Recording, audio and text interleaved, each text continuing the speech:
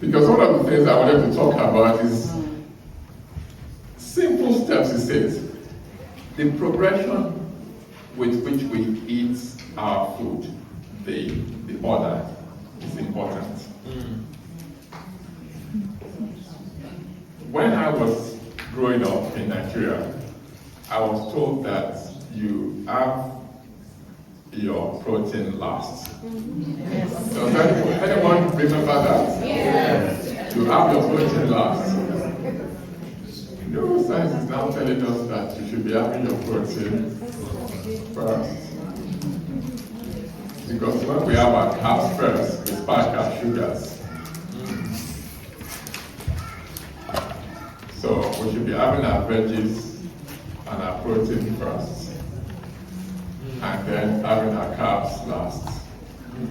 Because when we spike our sugars several times on, after it becomes a pattern, the body will begin to cope with dealing with the insulin. And when chronic physical conditions like diabetes, high cholesterol, high blood pressure happen, it also takes a toll on the mind, on the brain, and then of course on the mind. So keeping our physical health, managing apart from being able to manage stress, part of which is managing our physical health, one of the other things we could do is to really take care of what we eat and how we eat it. High fiber, lots of fruits and vegetables, protein, and really, of course, really, processed food is not really good. Processed food is the bane of the 21st century. The more processed food, because all of these conditions now, from anxiety to depression to dementia, and high blood pressure, all of those things are very closely linked with inflammation. The bottom line, that there's a string, there's a connecting dot between all of them, and inflammation. And processed food is key at causing that. So really, sometimes when we know the science behind it, it helps us to understand what we are putting into our bodies. And it's little things like swapping butter for avocado, or swapping avocado for butter. Yeah. So avocado instead of butter. It's those type of things. And the interesting thing is, after a while, the body gets used to it. The body doesn't know that you are giving it dates rather than giving it Smarties. It doesn't know that. And if you must eat chocolate, then you might as well eat one that is at least 70% cocoa, because we know that that's got antioxidants in it. It's got and that helps the body rather than destroy the body. There are little tweaks, but they can really be very helpful on the long run. So thank you for the person who talked about that. We're now going to go ahead to talk about trauma and bereavement.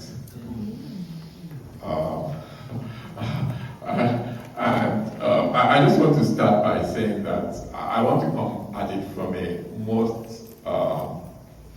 strongest place of empathy. I think that trauma is common in our communities than we care to admit. Some of them are historical trauma, some of them are ongoing trauma. And I think the other challenge is that when we talk about trauma, sometimes it can be triggering. Sometimes it can bring back difficult memories of what we have experienced.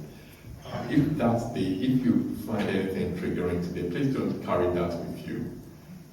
Please share that load, speak to somebody, engage with somebody, speak to one of the well-being team. And I just want to put that out there, that I'm quite aware that trauma itself, talking about it, can be very difficult in terms of what it brings back for us. So trauma is from a Greek word, and it means to break.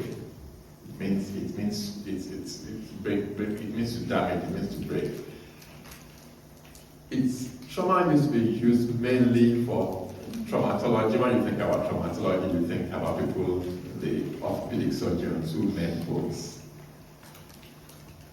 But what we don't see is the trauma that happens when the mind is broken.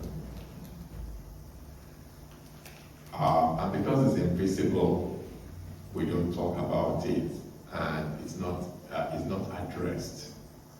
So basically, trauma is an event, in terms of psychological trauma, is an event or a series of events that overwhelms our coping abilities. You remember when we were talking about what the World Health Organization World Health Organization definition of mental health? We said it's the ability for one to operate optimally and cope with stresses of life. So trauma is an event or a series of events that happens to us such that it overwhelms that ability to cope. But not only does it overwhelm the ability to cope, it actually also changes the way the brain operates. It then shapes the way we view the present, the way we remember the past, and the way we think about the future. And that's the challenge of trauma. Because in the real sense of it, trauma does change the brain. There are three things, for instance, that we know happens when people have experienced trauma. One of them is that the frontal part of the brain is the latest to develop. It continues to develop until we're in our mid-20s and into maybe late 20s. It's the seat of creativity, it's the seat of decision making, it's the seat of problem solving, it's the seat of our genius, really. The prefrontal cortex, the frontal part of our brain. Now, this is the thing.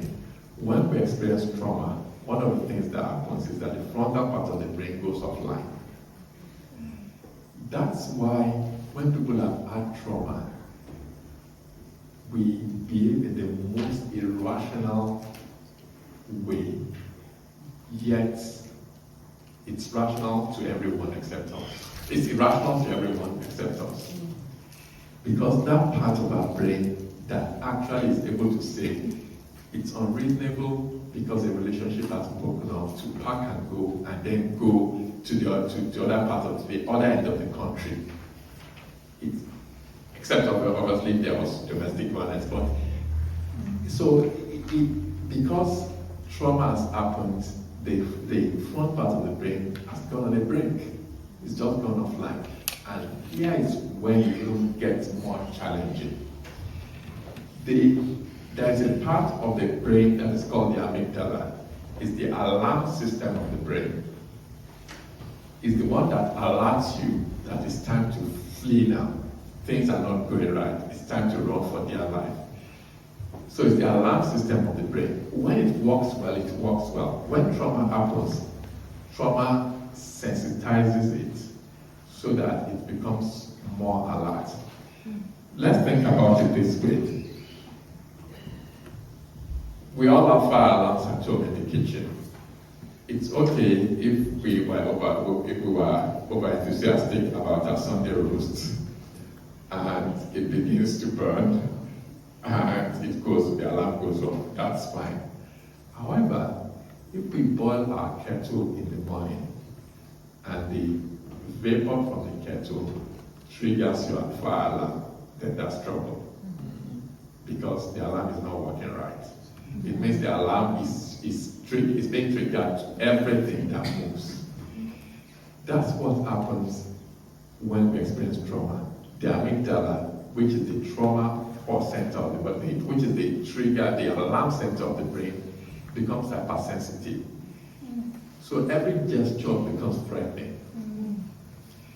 So we begin to misinterpret even the normal gestures of life as the fact that our life is a threat, and we respond that way. Can you begin to see the picture? So the rational part of the brain has gone on a break. The middle part of the brain that triggers, that tells you that there's trouble, that it's time to run, has become hyperactive and taken over the show. Do you now see why, when trauma is unaddressed and it's happened, why it's almost like somebody's on high alert all the time? And the other thing is this: the third part that is affected is what's called the hippocampus, which is the memory part of the brain. That's where we store our memories. What happens is that also begins to work in a haphazard, in a chaotic way, such that it stores the memory in a very disjointed way. And when it's not asked, then brings up the memory, and the memory comes out in a very chaotic and jumbled way. That's why when people are about trauma, sometimes we don't even remember we are not able to accurately recount what happened. Every time you recount it, it's a different way you recount it. So when all of those happen, it helps us to be able to give empathy. And trauma could be physical violence, it could be emotional abuse, it could be even of a sexual nature, it could be, and sometimes it's happened in childhood. Nevertheless, if it's not been addressed, it doesn't mean it's going to go away. It's almost like sweeping it under the carpet. It's waiting for the right time to come out. And sometimes, believe you me, sometimes the times it comes out is just alarming. Sometimes you have consultations that change. They just stay with you and they change the way you practice. I remember some years back, there was this person that I saw. It's all anonymized, so nobody's going to be able to trace anything to anyone. So there was this person that I saw. They were now in their mid-years. They were approaching latter years, actually. And they were on top of it. 2 years before they saw me, they were on top of their career. They were really acing it in the boardroom. Really, money wasn't a problem. They were living in the most posh part of town, and everything looked like the dogs were aligned. However, by the time I was seeing them, unfortunately, when I saw them, they were right at the bottom of the rung of the career, so basically a really massive fall. They were trying to reunite with the family. The marriage had gone down the drain. Everything was in tatters, and they were on the brink of really taking their lives when I saw them. And I was shocked and intrigued and wanted to know what was happening. How did they get to that point? How did they go so high and then they told me, they said, actually, that they had childhood trauma, and this is really important because the trauma that they had in their life was that they had parents who didn't validate them. Parents who trivialized their emotions and didn't really validate them, was physically present but emotionally on the journey. And that also happens often. We feel, I'm physically there, but am I emotionally present? Am I present in the life of that child? Anyway, sadly what then happened was at the age of 7, this person then loses their 9-year-old sibling, which was another trauma, because what they interpreted that to be was that this is the only stable person in my life, and how could I on earth not have been able to save their lives? So all these 50 years or more, they've been carrying this guilt that they failed to save the life of a sister who was 2 years older. And when the parents, they managed, and the reason why they were able to succeed was because they wanted to prove to their parents that I want my dad and my mom to be able to say, you've done well done. The sad thing was it never happened. So they kept climbing and climbing and climbing and climbing and climbing and climbing, and they were successful. It looked like it. However, the chickens came home to roost when mom became terminally unwell, and dad sadly developed dementia. At that point, it became apparent that the validation is not going to happen, and that was when the reality hit them, and everything just fell apart like a pack of cards. the point of that story is that trauma, if unaddressed, if unidentified, it's only waiting for the right time. It's only waiting for the process to be right before it shows itself. Sometimes we cope by denying it. Sometimes we cope by, it could be denial. Sometimes it's that we are just dissociated, we are disconnected. Sometimes we cope by burying ourselves in work. Men do that quite often. Sometimes we cope by getting hooked on other things, anything that nurtures and tries to meet the need that the void that trauma has left. But the reality is that if it's not addressed, it eventually comes back one way or the other. And the good thing is that, like I said, in this day and age, those things should not be limiting again. There is so much help available. Even sometimes it's not really getting to talk about it to somebody that we can confide in is the first step. Sometimes they don't even need to be professionals. It may be that they need to be professionals eventually, but sometimes it's really about saying, this thing happened to me. Research shows that for children who have experienced sexual abuse, that it takes at least 7 years for them to be able to confide in anyone. The reason is because the most dreaded thing that people who have suffered abuse of that very private and intimate nature dread the most is not being believed. Nobody's going to believe me. And that's why people don't ever report it, people don't ever. But the sad thing is that when that happens, particularly that such a very private and intimate nature of abuse, it creates a void, and one is going to carry that wound into intimate relationships. It's going to affect the way the person shows up in their relationship, and sometimes the spouse doesn't even know. So it's going to continue to be a sore spot in every way, the way they do relationships, in the parenting. One can become an overprotective parent, then making that child prone to anxiety of their own, so it becomes generational trauma. One can find it difficult to trust. There are people who say, oh, I don't know my husband, I've been married to him for 35 years. I don't know my wife, I've been married to her for 32 years. I know they live with me, but I haven't really gone through to the person, I haven't connected with them. The reason why is because there is a wound somewhere, and there's an inner vow that's been made that this is not going to happen to me again. In terms of, that's the mind wants to protect itself. I'm not going to be hurt again. And the way I'm going to protect myself is that I'm not going to let anyone come close. So there's ever so much that you can cross. There's an invisible barrier that the man or the woman does not even know they are fighting with. And it happens all the time.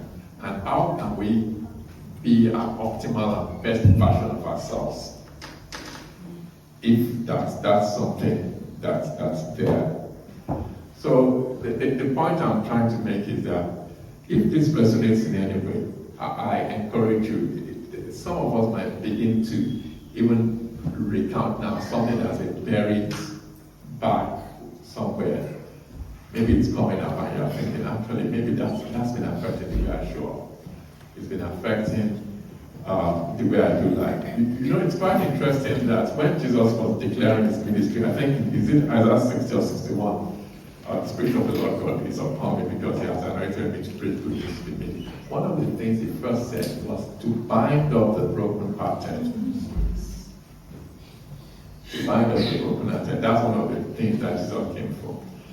I was struck when I'd always read that scripture, and then it suddenly struck me when, I think it's verse 4 that says, to appoint those who mourn in Zion, garments of praise for evidence. I'm thinking, how can people be mourning in Zion?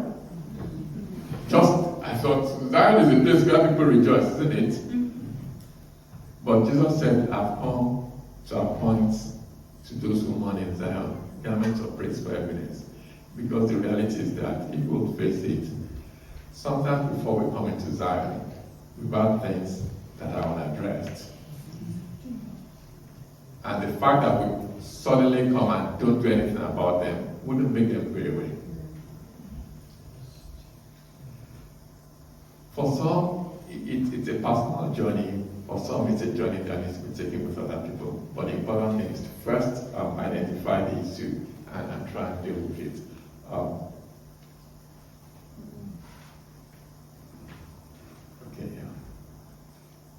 Okay, yes, let's stay on that one. So those are the different type of things that could happen from having unaddressed trauma.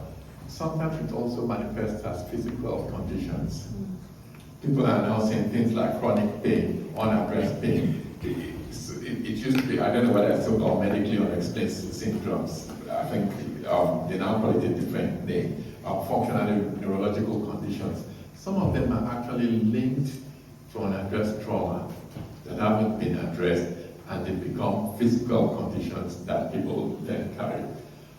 Destructive behavior, road rage, gambling. One of the things I do, I write articles for the Keep the Faith magazine. I think I've been a columnist with them for about 6 years. But the article I've written for Father's Day is actually the unmasking male trauma.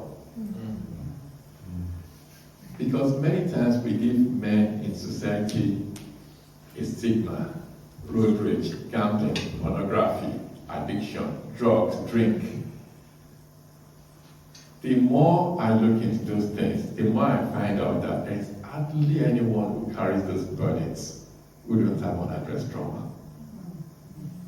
There is hardly any. And the research is also showing the links. So could it be that what we are saying is the leaf when trauma is the roots and we are not dealing with it?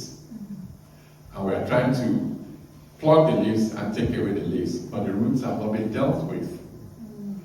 Because what trauma does, it creates a void. It makes me feel I'm not good enough. It makes me feel I'm not enough. I'm not complete. I'm broken. I'm damaged. And if there is nothing done about it, then I will always try to use any of these things to try and fill that void.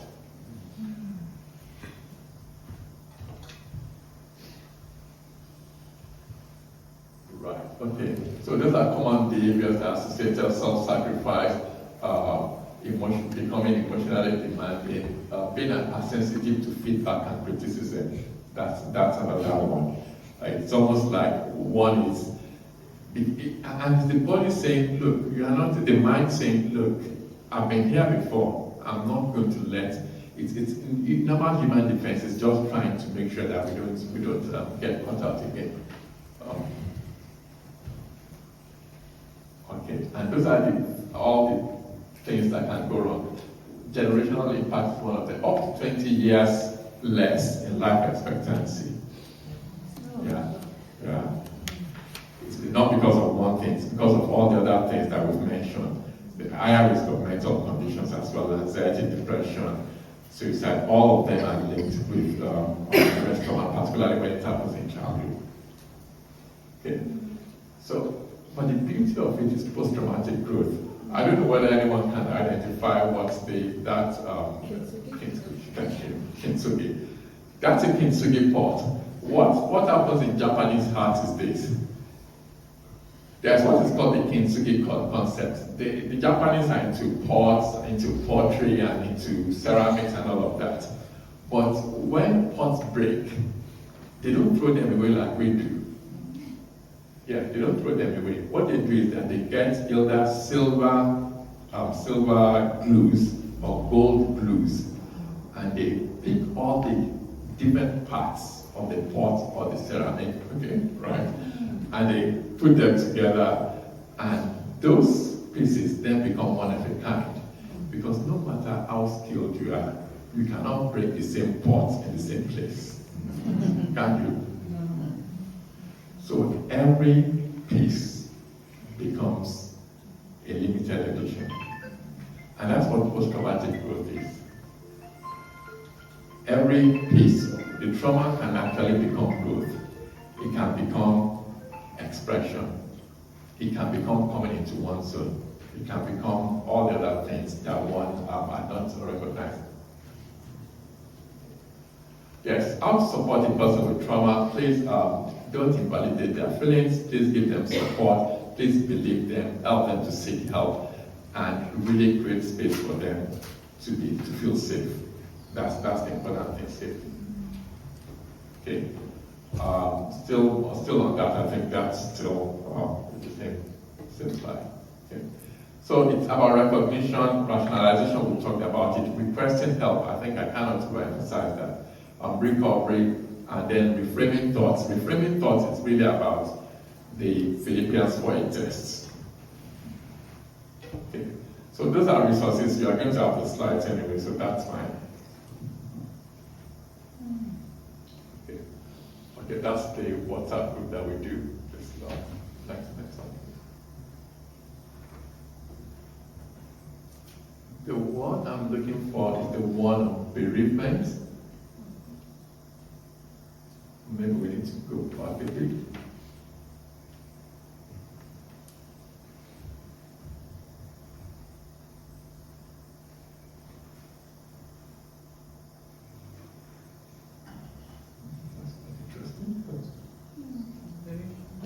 Okay.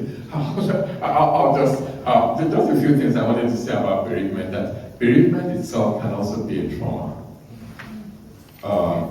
particularly when it's a very close person, when it's a long-term relationship. Sometimes, also when it's a sudden one, but also sometimes when it's been a difficult relationship. People don't understand that maybe somebody's been divorced or a relationship has ended. But there's been no closure. The person suddenly gets taken away. That can be a huge problem in its own. And people think, oh yeah, they were separated for 5 years. Why doesn't she just pull herself together? No, she can't pull herself together because she cannot have closure again. And people think, oh, why don't if you are being dramatic, no, it's not that. It's the fact that the person is not able to have closure. And that can be really very difficult. It can be a tough thing. And that's why knowing about these things helps us to show empathy, to show compassion, and to support people who are going through pain. I think if one has had any loss, and I think the first thing is to try and find a space where one wants to tell a story. Yes, the way I say it is that Jesus is the King of Kings. He remains the Lord of Lords. But when he encountered Lazarus at the grave, he still wept. He was telling us there was an humanity to him. And there's a humanity to him.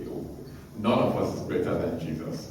So if there is an humanity to him, there is an humanity to us as well. And it's about accepting that, finding a safe space, and that could be with a spouse, it could be with a brother, it could be with a sister, it could be with a friend, but to talk about it, and when I speak this way, when I talk about bereavement, I speak from experience. I think I come with quite a lot of, not a lot of years of experience, but I've had my own share of grief and bereavement and multiple losses actually in very close succession. So I'm not talking from a very detached, cold, and unexperienced point of view. I think telling your story to somebody where you feel safe is a very important way to do that. For some people, it might be actually speaking to a bereavement counselor. When there's depression associated, when there's anxiety associated, when one can still not revisit the issue or talk about it 1, 2, 3, 4 years on, when the emotions are still as raw as they used to be, those are indications that it's unresolved grief. And the other thing to say is that we know that when there has been a loss, and bereavement is about losing human beings, but loss is more than human beings. Sometimes it's the loss of a role, sometimes it's the loss of a career. Even people who go into retirement grieve. Sometimes it's the loss of what was that is no more. And it's about finding that safety space to talk about it and get it. Talking does help. And of course, the other things that we've talked about, all the spiritual activities we've talked about, helps. But talking about it does, it's really important to do that, to process that grief and get over it. I was talking about the indications that might make us know that this is now unusual grief, and that one needs support one way or the other. The other thing is that when one has suffered loss, one of the things that tends to happen is science shows that people tend to neglect themselves. We stop eating well, we stop sleeping well, we stop doing the things that we need to do. And as a result, when the physical thing goes, the mental also goes.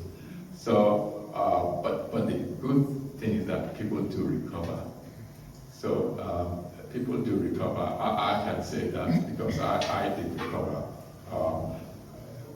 Being honest, when I experienced some loss in my life, I honestly, I had to be intentional to go to church.